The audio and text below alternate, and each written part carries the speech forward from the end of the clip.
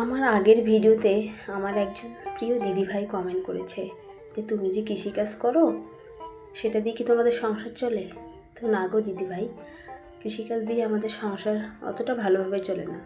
খুবই কষ্ট হয় কৃষিকাজ করে সংসার চালাতে। যেসব আমরা চাষ করি আমাদের ঘরের, সেগুলো যখন আমরা বিক্রি করতে যাই তো সেগুলোর দাম তো একদমই নেই, কিন্তু আমরা যখন কিনতে যাই বাজারে সেগুলোর দাম একদম আকাশ ছোঁয়া, যেগুলো আমাদের পক্ষে খুবই ব্যয় সাফল্য হয়ে ওঠে। কিন্তু কী করব, যেহেতু খেতে হয় তাই বেশি দাম হলেও আমাদের কিনতে হয়। কিন্তু আমরা যে চাষগুলো করি, ধান, পাট, সর্ষে, ভুট্টো, সেগুলো যখন বিক্রি করতে যাই সেগুলো কিন্তু খুবই কম দামে বিক্রি করতে হয়, আর যখন কিনতে যাব তখন তো দাম আকাশ ছোঁয়া। তো এই হলো কৃষকদের জীবন। কৃষক সবসময় ন্যায্য পাওনা থেকে বঞ্চিত হয়, তাদের পরিশ্রম সবসময় বৃথায় যায়। শুধু কৃষিকাজ করে খাওয়া মানে পেট চালানো হয়, তাছাড়া কিচ্ছুই হয় না।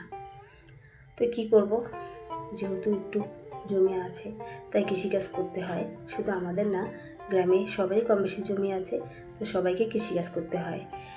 তো কৃষিকাজ করতে কতটা পরিশ্রম যারা কৃষক তারাই বোঝে। আর কী করব, আমাদের প্রতি জানি না সরকার কবে সহায় হবেন, কবে কৃষকদের দ্রব্যাদি বাজারে ন্যায্য দামে বিক্রি করতে পারবে। তো যাই হোক, এই আশায় রইলাম যেন আমাদের যারা যারা কৃষক আছি তাদের ফসলগুলো যেন বাজারে সঠিক দামে বিক্রি করতে পারি, এই আশায় রইলাম।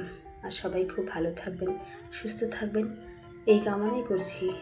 আর আমার ভিডিওগুলো যদি আপনাদের এতটুকু ভালো লেগে থাকে অবশ্যই কমেন্ট করে জানাবেন। আর কে কোথা থেকে আমার ভিডিওটা দেখছেন অবশ্যই জানাবেন।